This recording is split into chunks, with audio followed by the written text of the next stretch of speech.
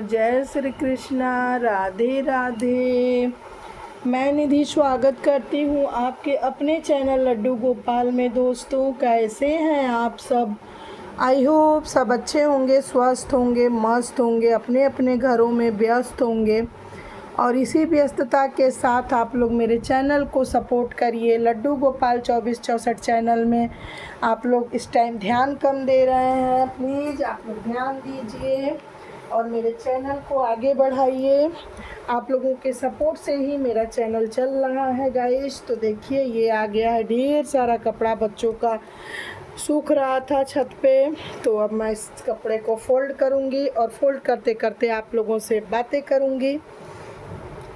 तो चलिए, मैं आप लोगों से ये बताना चाहती हूँ कि बहुत लोगों का बहुत ही अभी कल ही एक दीदी लाइव में जुड़ी थी और एक दिन और एक लोग हैं वो जुड़ी थी।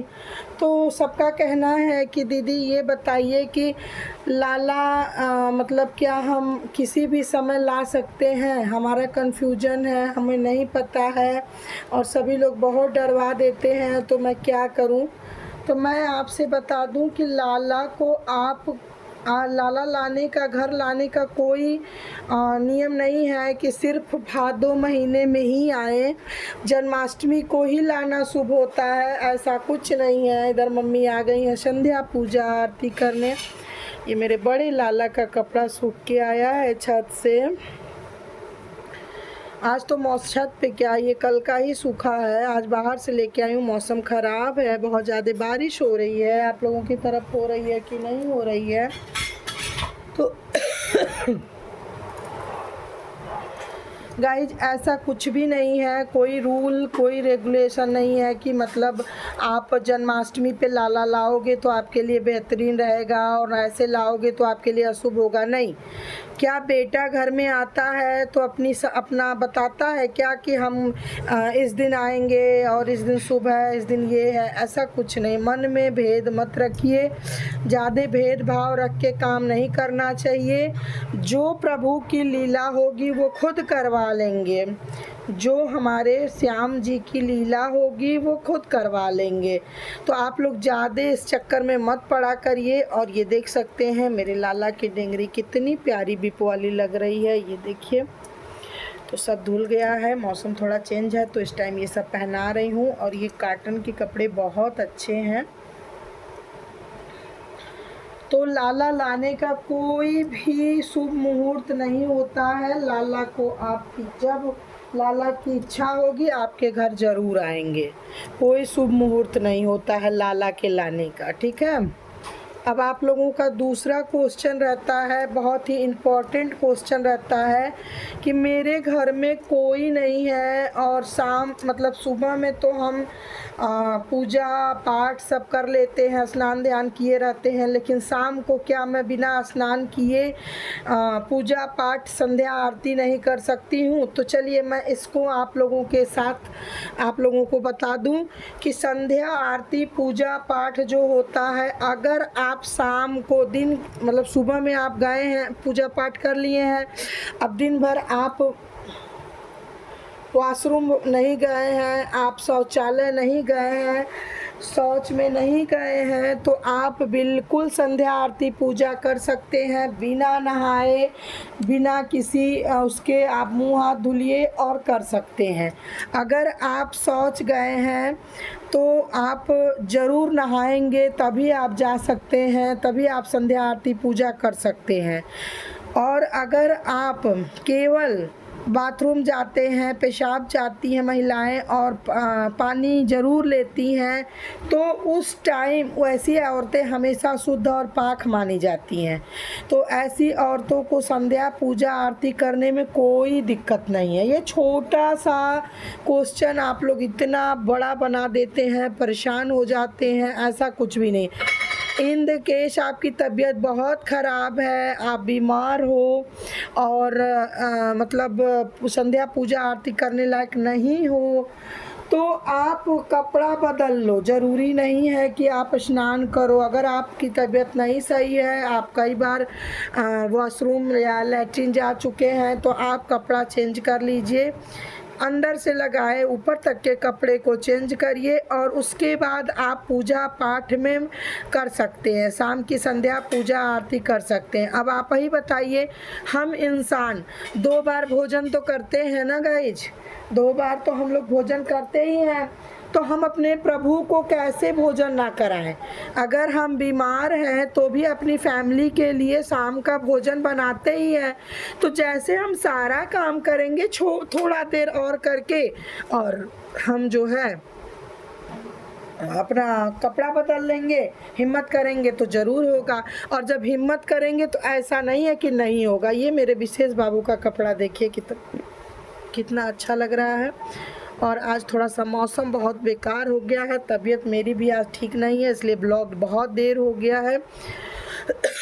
मेरी खांसी नहीं ठीक हो रही है और मैं आज गई हूँ होम्योपैथ दवा लेके आई हूँ, देखती हूँ क्या होता है। अभी तक तो एलोपैथ दवा पी रही थी लेकिन मुझे कोई आराम नहीं लगा, तो आज मैं गई और होम्योपैथ दवा लेके आई हूँ। देखती हूँ क्या होता है। एक होम्योपैथ दवा तो वैसे भी 1 दिन का टाइम लेती है गाइज।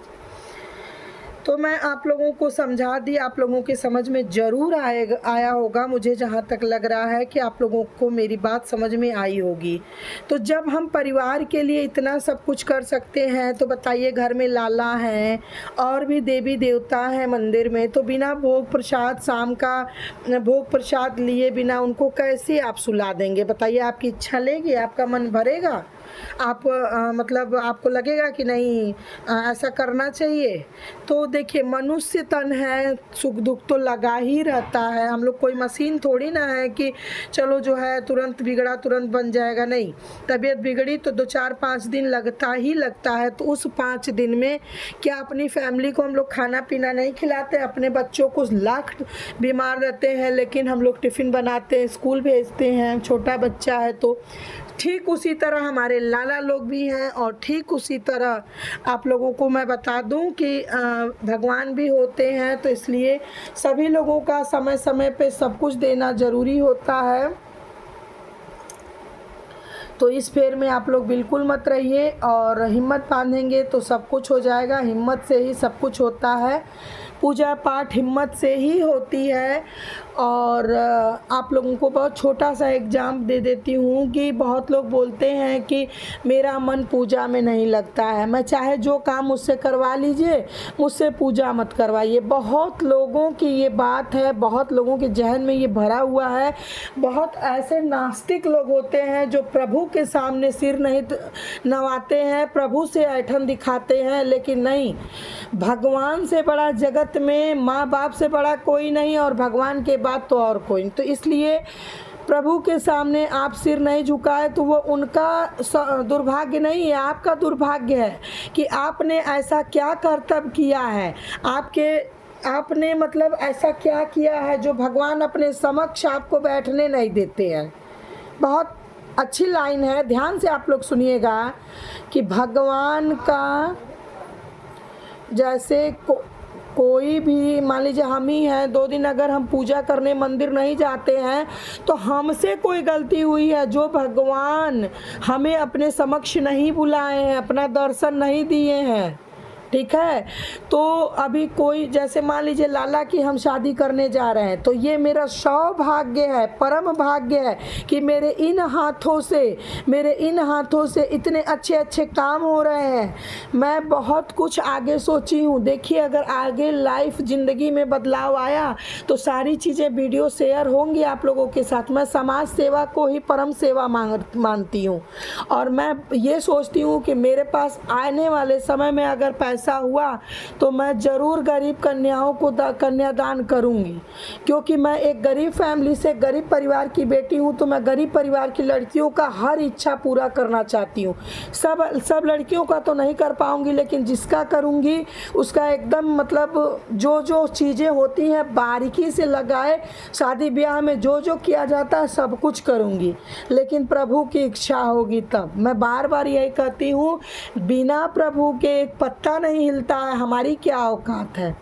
तो मैं यही कहूँगी आप लोगों से कि आप लोग मन में वहम मत रखा करिए कि अरे भगवान ना ठीक कैला का मंदिरे जाए ना।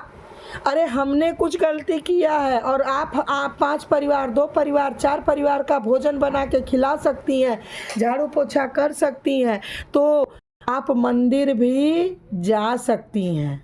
ठीक है, हिम्मत बांधने से ही सब कुछ होता है। तो चलिए मिलती हूँ नेक्स्ट वीडियो, नेक्स्ट ब्लॉग के साथ। अगर आप लोगों को अच्छा लगे तो प्लीज़ आप लोग चैनल को सपोर्ट करिए। लड्डू गोपाल 2464 चैनल में आप सभी लोगों का स्वागत है, अभिनंदन है, वंदन है, और चैनल को सब्सक्राइब करते रहिए। तो देखिए मम्मी अब संध्या पूजा हो गया, अब आरती करेंगी। राधे राधे मम्मी जी। राधे राधे, जय श्री कृष्णा। तो